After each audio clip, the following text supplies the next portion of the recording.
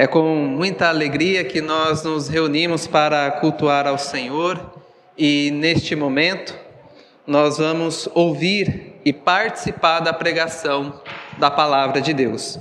E para isso vamos abrir a Sagrada Escritura no livro de Atos dos Apóstolos, capítulo de número 13. Hoje nós vamos encerrar a nossa série de A Missão de Deus é a Nossa Missão. Nós estamos pregando nas principais passagens aqui do livro de Atos para observarmos a missão do Senhor e também da igreja. Este é o sermão de número 4, onde nós vamos concluir essa série de mensagens. Atos dos Apóstolos, a partir do capítulo 13, do verso 1, nos diz assim: aquela que é infalível, inerrante e autoritativa palavra de Deus. Havia na igreja de Antioquia profetas e mestres: Barnabé, Simeão, chamado Níger, Lúcio de Cirene, Manaém, que tinha sido criado com Herodes, o tetrarca, e Saulo. Enquanto eles estavam adorando o Senhor e jejuando, o Espírito Santo disse: separem-me agora Barnabé e Saulo para a obra que os tenho chamado. Então, jejuando e orando e impondo as mãos sobre eles, os expediram. Barnabé e Saulo, enviados pelo Espírito Santo, foram até Seleucia e dali navegaram para Chipre. Quando chegaram em Salamina, começaram a anunciar a palavra de Deus nas sinagogas judaicas. Tinham também João como auxiliar. Amém. Oremos ao Senhor mais uma vez, meus irmãos, buscando a orientação do teu Santo e Divino Espírito. Oremos. Pai nosso que está nos céus, santificado seja o teu nome. É mediante o teu Filho Jesus Cristo que nós estamos aqui para adorar o Senhor em espírito e em verdade. Obrigado por cada ato já realizado neste culto. E nós neste momento pedimos a orientação do teu Santo Espírito para falar poderosamente em nossos corações, a fim de que nós sejamos transformados pelo poder da Tua Palavra, pela ação do Teu Santo Espírito conduzindo a nossa mente e o nosso coração. Ajuda-nos, ó Deus, porque essa não é meramente uma atividade racional, uma atividade lógica, mas nós dependemos inteiramente do Senhor para compreendermos as maravilhas da Tua lei. Ajuda-nos, ó Deus, porque nós dependemos de Ti. Ajuda-nos a sermos edificados com Teu Santo Espírito e dar um bom testemunho deste Evangelho da nossa salvação. É em nome de Cristo, nosso Salvador, que nós oramos. Amém. Testemunhando aos confins da terra. Testemunhando aos confins da terra. Este é o tema da mensagem dessa noite. Nós já passamos pelas principais passagens aqui do livro de Atos dos Apóstolos, escrito pelo Lucas, o médico evangelista, e nós vimos como que o Senhor, juntamente com a sua igreja, está realizando a sua missão. No capítulo de número 1, nós vemos as ordens do Senhor Jesus Cristo para os apóstolos, para que eles ficassem em Jerusalém, até que do alto eles fossem revestidos de poder. E então, seguindo as ordens do Senhor Jesus Cristo, os apóstolos ficam em Jerusalém, e no dia de Pentecostes eles recebem a visitação especial do Espírito Santo, capacitando-os para serem testemunhas tanto em Jerusalém como em Samaria e até os confins da terra.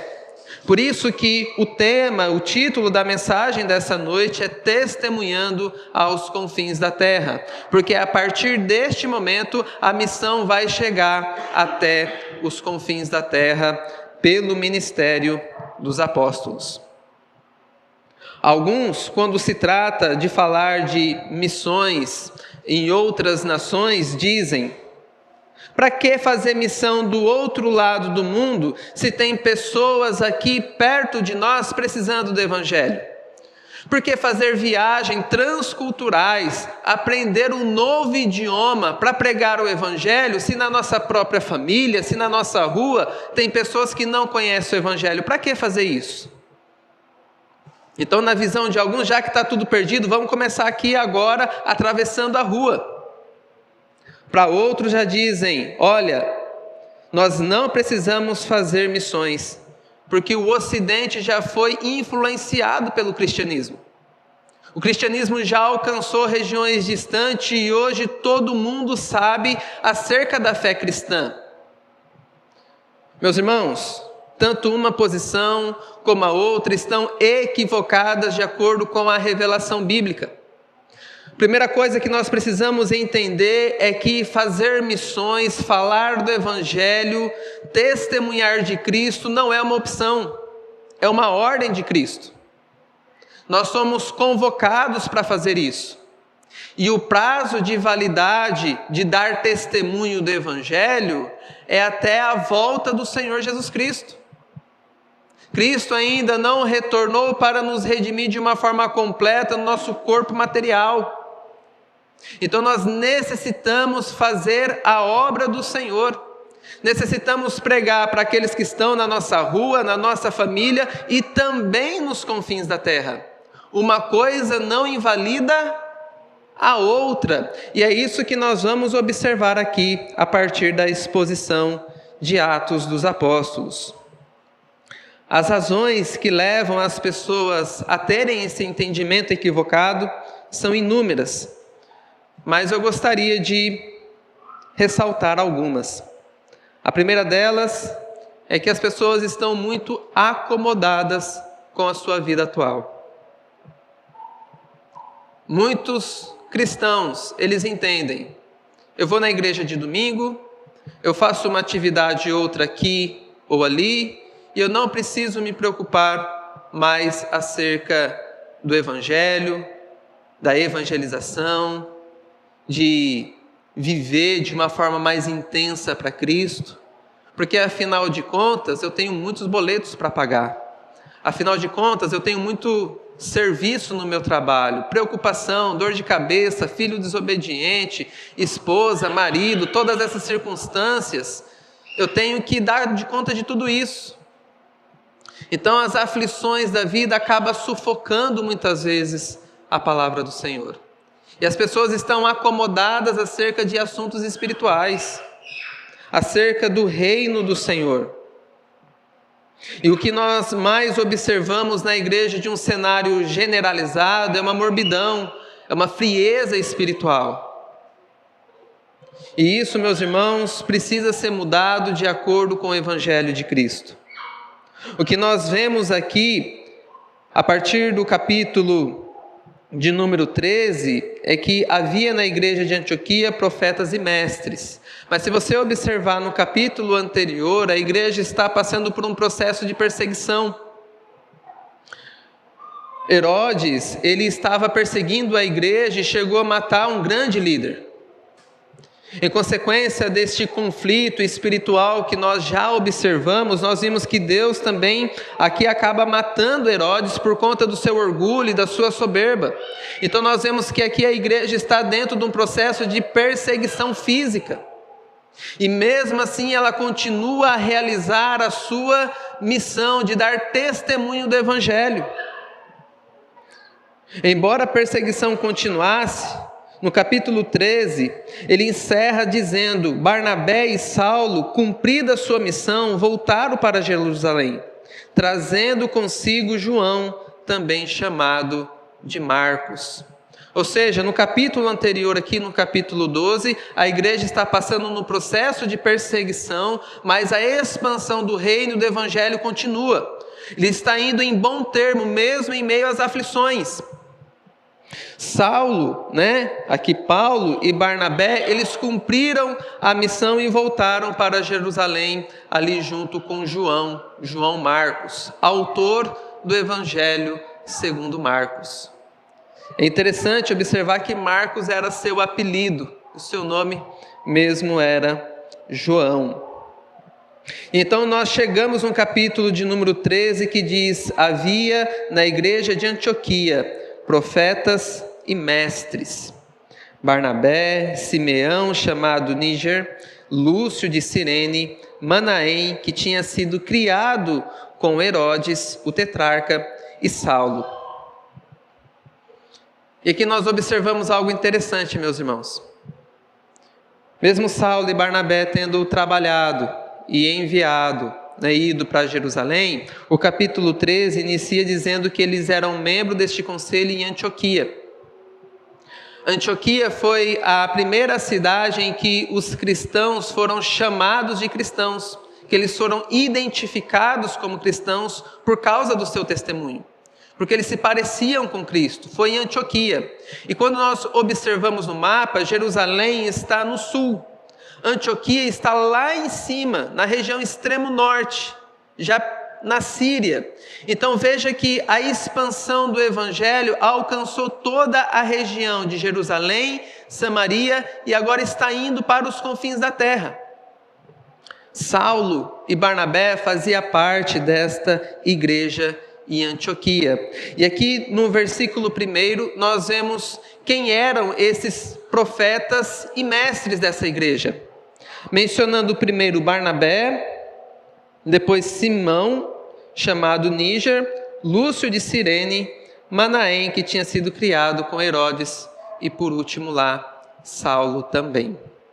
Então nós vemos aqui o conselho de profetas e mestres da igreja.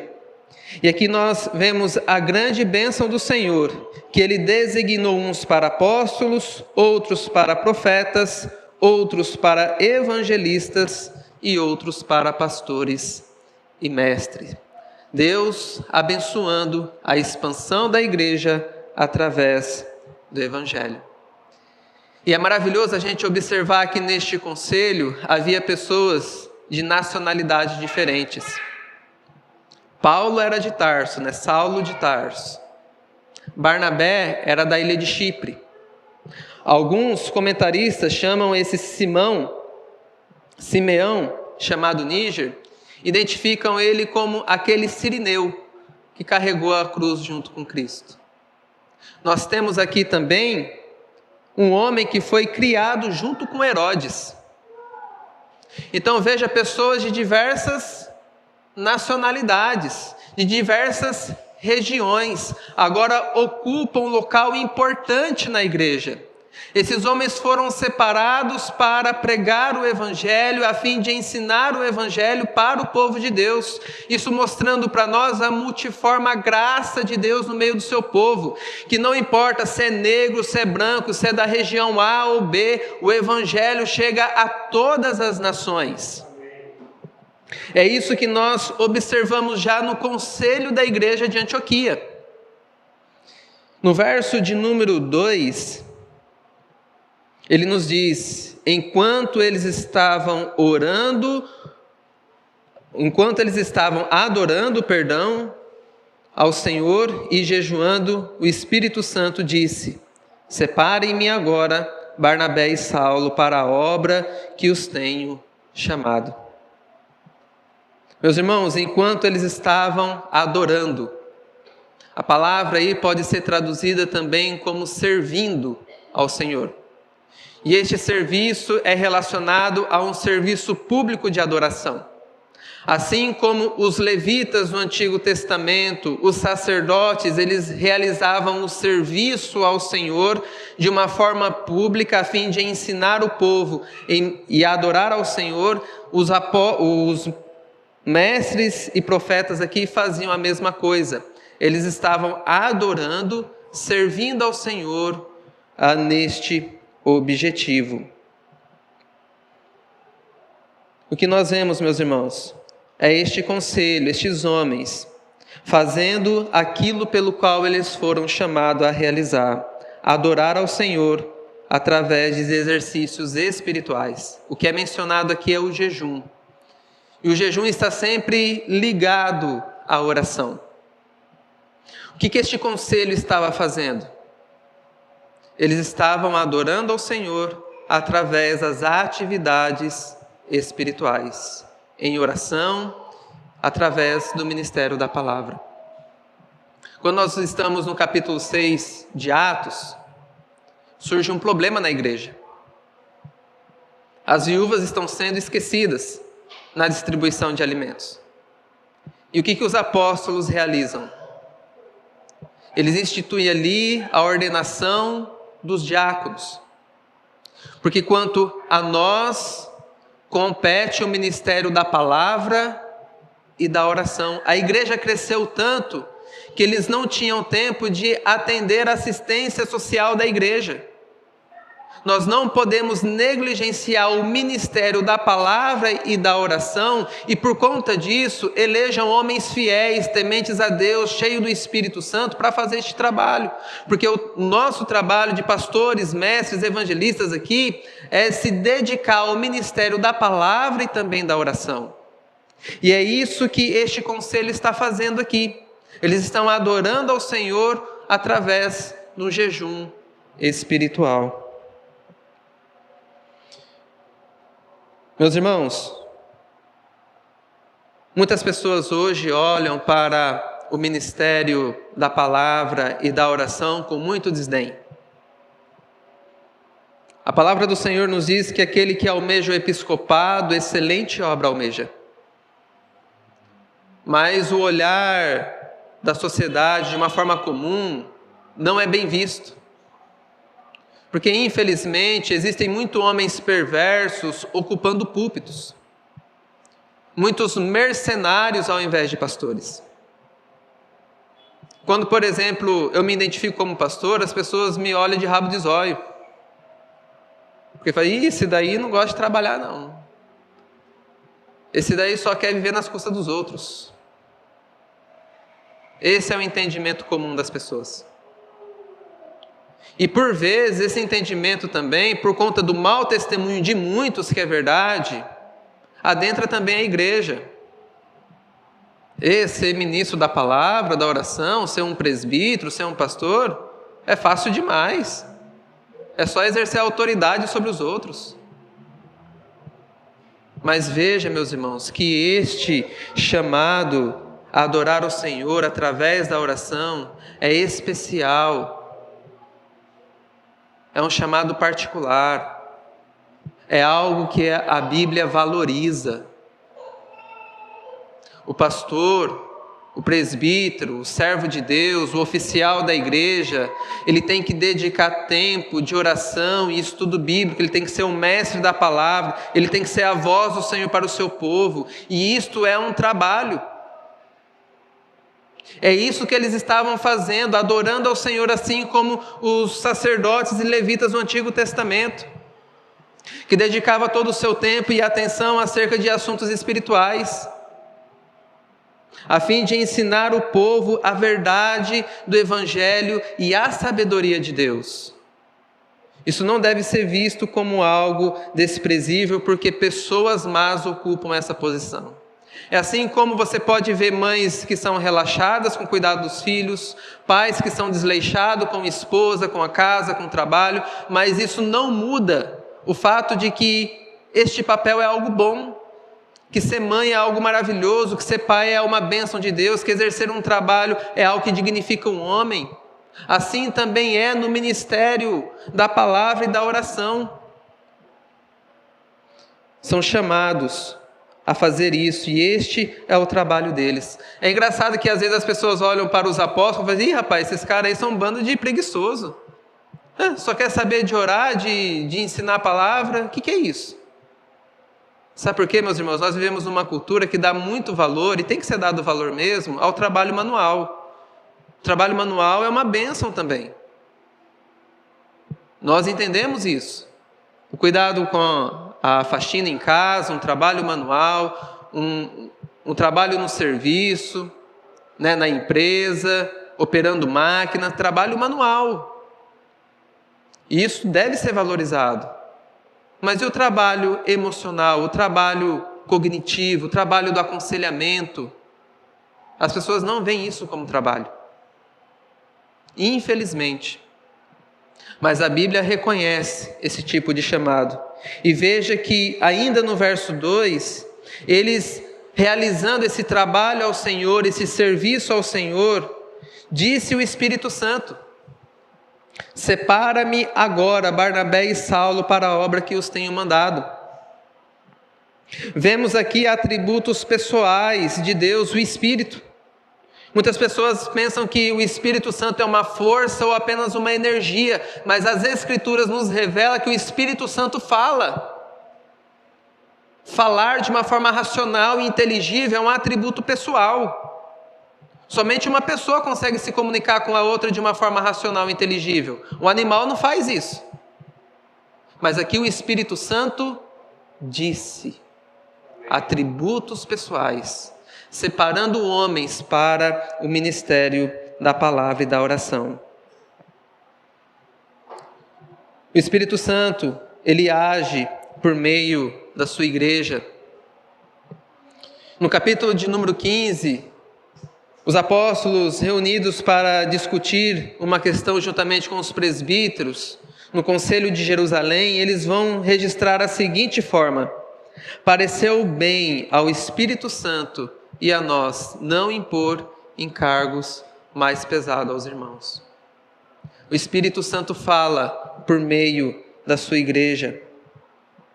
Os líderes da igreja aqui são identificados como profetas e mestres, ou seja, as pessoas capacitadas para falar e ensinar acerca de Deus, e por meio de quem o Espírito Santo fala. Então nós vemos que o Espírito Santo disse, mas ele disse através de quem? Se nós observarmos no texto, através dos mestres e também dos profetas que haviam ali em Antioquia. E ele disse: separa agora Barnabé e Saulo para o chamado, a obra que os tenho separado. Vemos a urgência do chamado das missões aqui. Não é para depois, ele disse: separa agora Barnabé e Saulo. Nós não temos tempo para perder. Deixe que os mortos enterrem seus próprios mortos, disse o Senhor Jesus. Aquele que colocou a mão no arado e olha para trás não está apto para o serviço. Então veja que é o chamado urgente do Senhor. Eu e você temos a missão importante para fazer. Assuntos terrenos e temporais, eles muitas vezes ocupam o nosso coração, mas eles não deveriam fazer isso. Nós temos um objetivo central, que é a glória de Deus e cumprir a sua missão de pregar o Evangelho. Nós temos esse chamado e essa missão. Nós devemos seguir a Cristo e fazer assim a sua vontade. Você e eu temos um assunto eterno para resolver e uma missão para cumprir. E a missão de Deus é também a nossa. A missão não é algo casual, que é feita somente através quando a igreja está sendo perseguida, mas esta é a agenda principal da igreja. Que mesmo em meio a perseguições e mesmo nas aflições, ela continua a se expandir e crescer para a glória do Senhor. E ele separa Barnabé e Saulo para esta missão. Outro fato importante a ser observado aqui: o Espírito Santo não envia qualquer um. O Espírito Santo não envia neófitos ou pessoas imaturas, que são infrutíferas na sua área de trabalho, mas sim pessoas preparadas, com boa teologia, com boa experiência para fazer a sua vontade. Se nós observarmos no final do capítulo 12, nós vemos que Barnabé e Saulo tinham acabado de cumprir com uma missão. E agora o Espírito Santo separa eles novamente.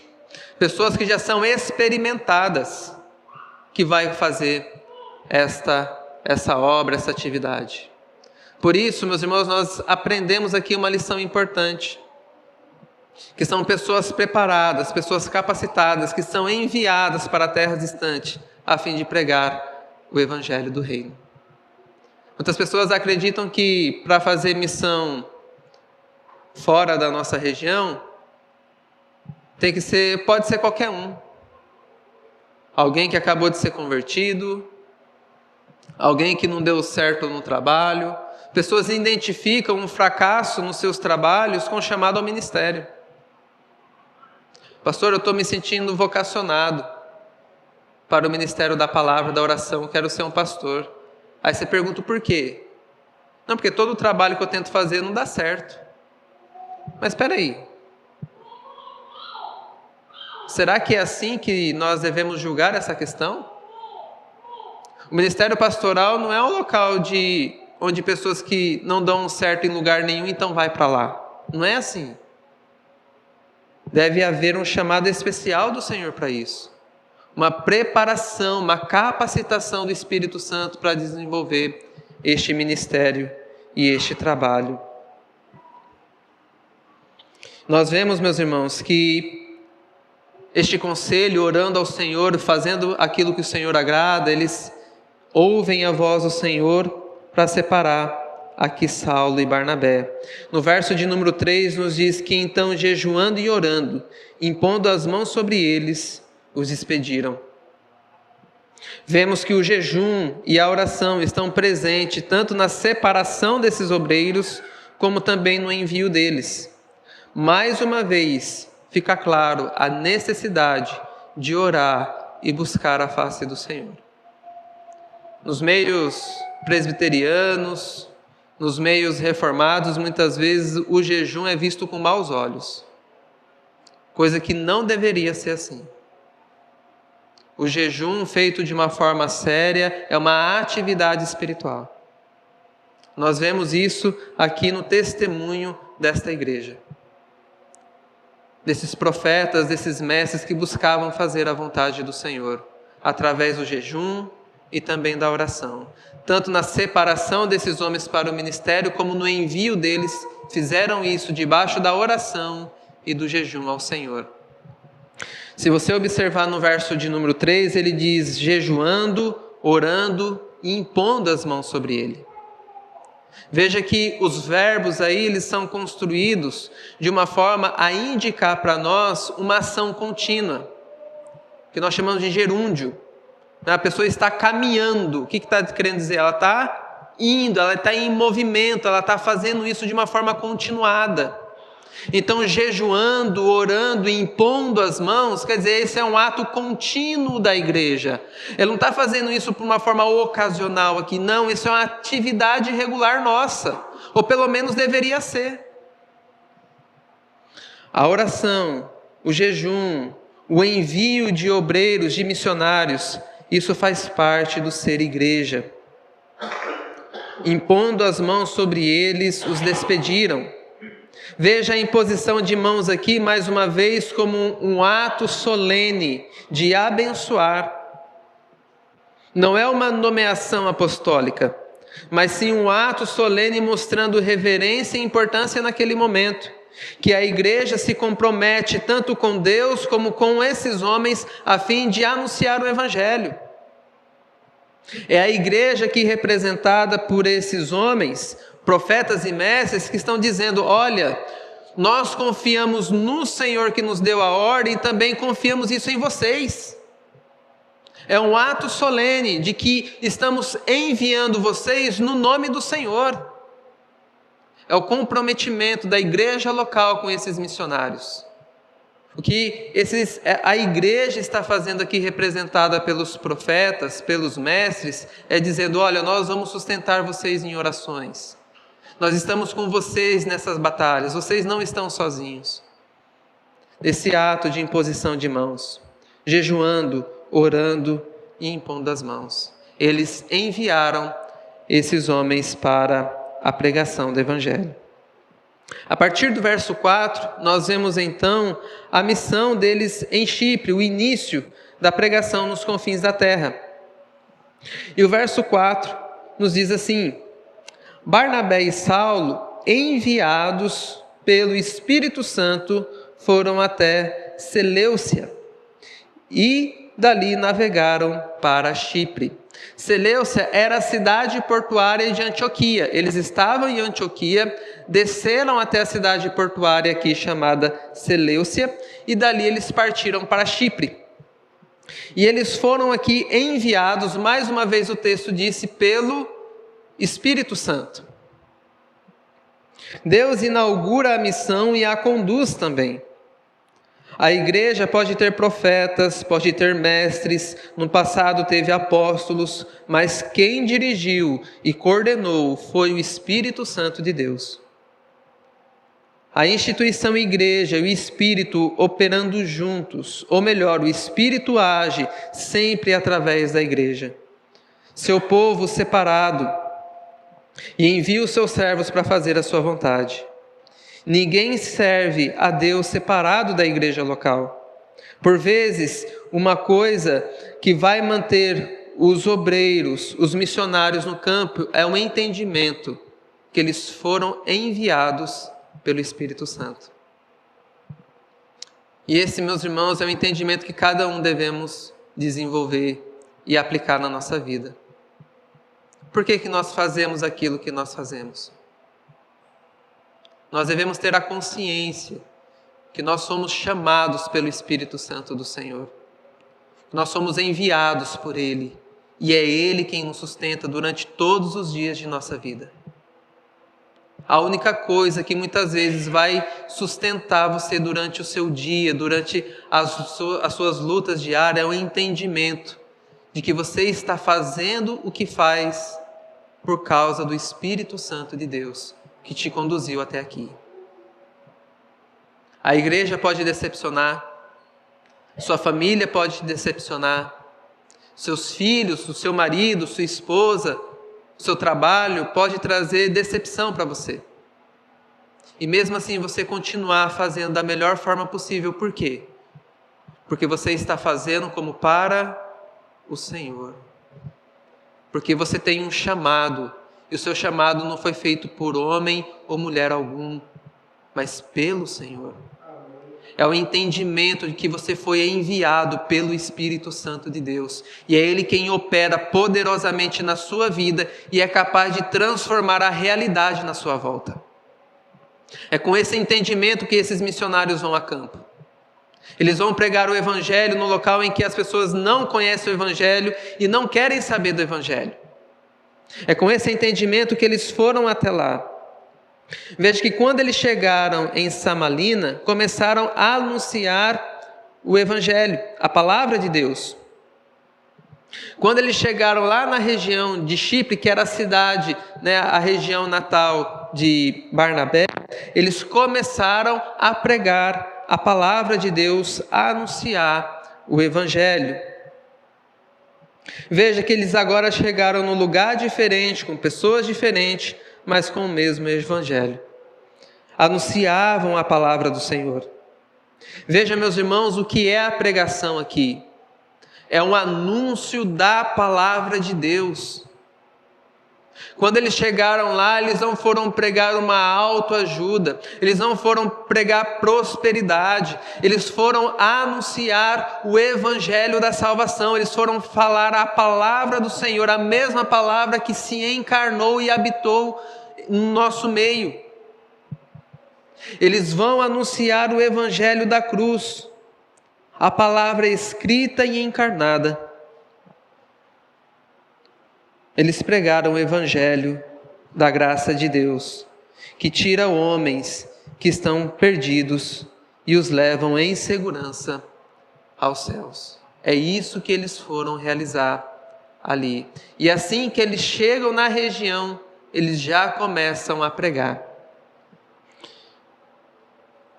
Nós vemos no verso de número 5, que quando eles chegam lá, eles começam a anunciar a palavra de Deus através das sinagogas judaicas. E essa foi a estratégia utilizada aqui por Saulo e também Barnabé. Como que nós vamos pregar o Evangelho? Como que nós vamos anunciar a palavra de Deus? Qual que é o ponto de contato com essa cultura, com esse povo? Ali havia também sinagoga onde os judeus e aqueles convertidos ao judaísmo iam para orar e também ouvir a explicação da lei do Senhor. Então eles aproveitam dessa oportunidade para poder testemunhar do Evangelho de Cristo Jesus, o Salvador. E esse método eles vão utilizar durante muito tempo em suas viagens, começando primeiro nos judeus, para depois alcançar também os gentios, aqueles que não pertenciam à nação de Israel.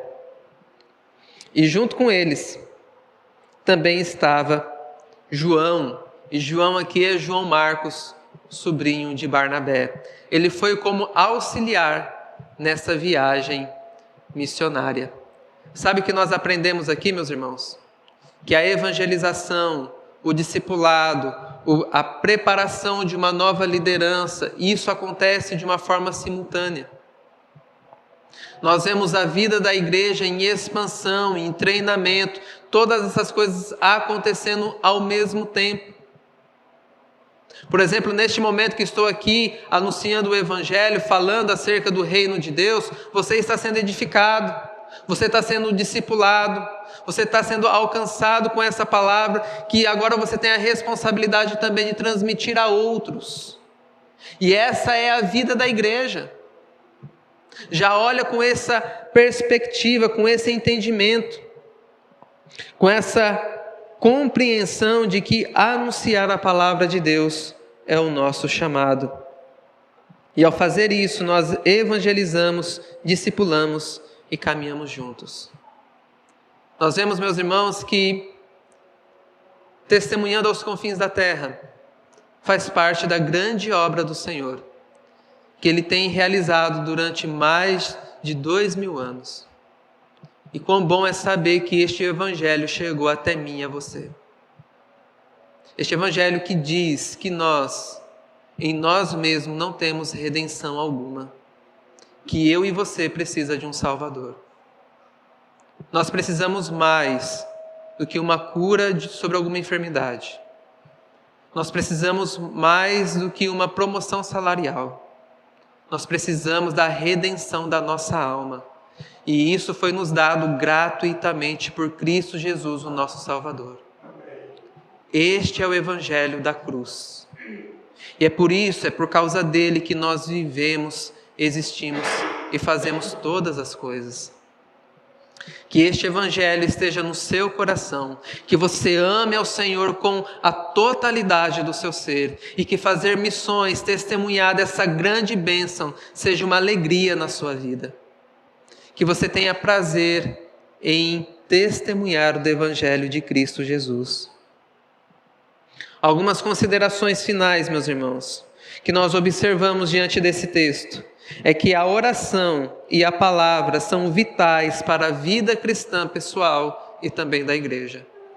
É impossível ser cristão, ser igreja de Cristo Jesus, se nós não oramos e pregamos o Evangelho.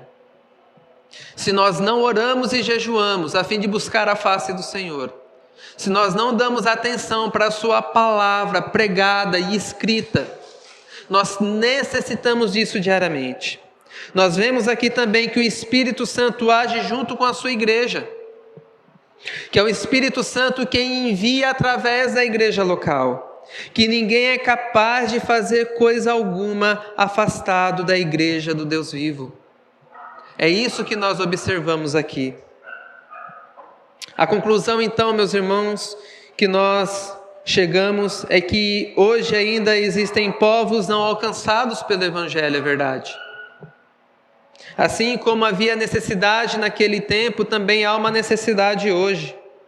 Nós temos nações inteiras que são entendidas, já identificadas como pós-cristãs, como é o caso da Europa. Nações que foram evangelizadas, que se ergueram através da pregação do Evangelho, hoje já rejeitam o Evangelho. Pessoas de outras nações e etnias que necessitam ouvir a palavra de Cristo, assim como também pessoas dentro do nosso próprio círculo familiar, pessoas próximas de nós, também necessitam ouvir acerca deste Evangelho. Também carecem da graça e da misericórdia do Senhor, que não estão apenas caminhando para a destruição completa da sua alma, mas estão correndo ao precipício. Pessoas que necessitam da redenção. E nós, meus irmãos, somos chamados a ser testemunhas de Cristo. Na nossa casa, na nossa igreja, no nosso trabalho. E abençoando aqueles que estão nos campos distantes também. Através da oração, através do jejum. Que nós venhamos nos empenhar nisso. O que nós vamos fazer com a realidade de que todos realmente necessitam do Evangelho? Orar, jejuar e pregar com a maior fidelidade possível. Nós devemos nos comprometer com palavras e obras com o Senhor e com o seu reino. Que nós não sejamos apenas como aqueles que dizem amar ao Senhor com a sua boca, mas negá-lo em seu coração e na sua forma de viver.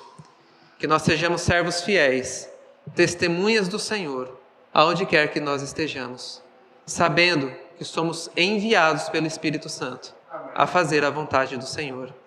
Amém?